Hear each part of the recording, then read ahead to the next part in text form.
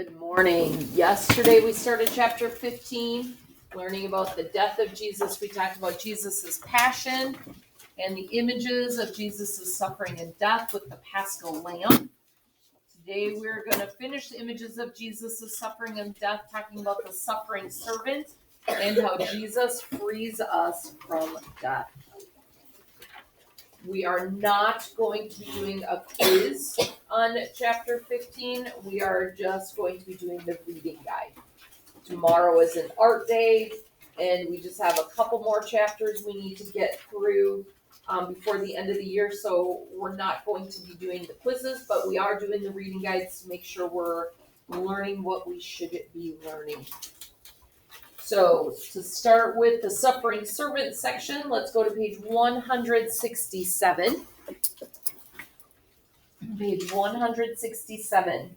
The Gospel of Matthew quotes from chapter 53 of the book of Isaiah, which describes the Messiah as the suffering servant.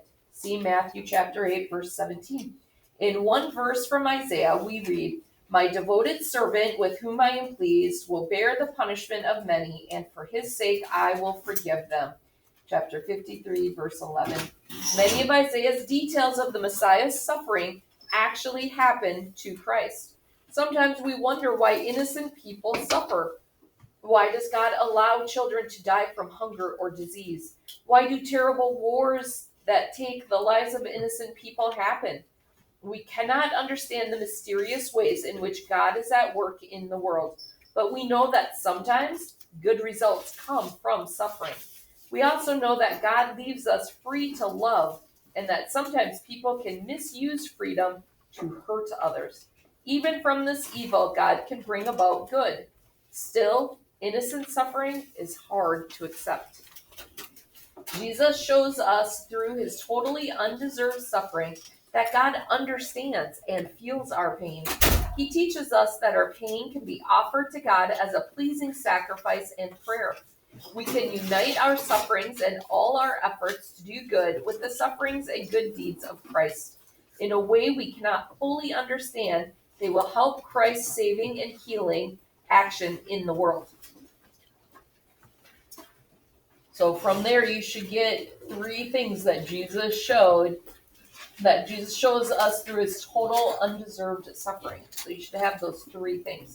Now, Jesus frees us from death. Jesus was without sin.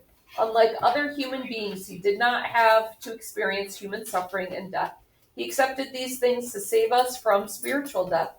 Still, Jesus did not want to suffer or die.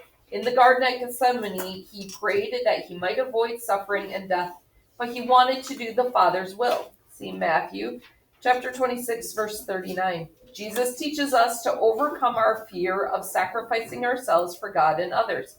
He masters his fear of death so we will no longer fear it as our final state. Jesus Christ has tasted death so we can live forever with God after our earthly lives have ended. He can accomplish this because he is the Son of God made man, who died and was buried. Of course, as the second divine person of the Trinity, Christ is eternal and cannot cease to exist. But for a human being, death means the body is so damaged that it can no longer support earthly life. The soul and body separate. Earthly life ends. Jesus freely accepted death in this sense for our sake. From Good Friday until Easter Sunday, Jesus' body was in the tomb. It did not decay because his physical body was still united to the divine person of Christ. The Apostles' Creed tells us that after death and before his resurrection, Jesus descended into hell. Hell here means the place where the souls of all the people who had died before Christ's coming, good and bad, had gone after death. None of them could go to heaven until Christ reconciled them with God. Now Jesus opened heaven's gate for the just who had gone before him.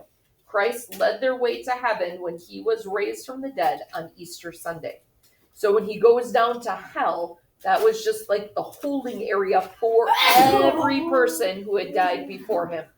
Because nobody could get up into heaven until Christ died for all of their sins, for all of our sins. Then when Jesus is raised from the dead and he ascends up into heaven, He opens up the gates, and all of those souls that were good and just people were able to get up to heaven now. Now, when we die, we are able to get into heaven because Jesus opened those gates for us. So let's make sure we have both of those sections done and make sure we have the sections from yesterday done for my friends at home. We hope you are well, and we hope to see you soon.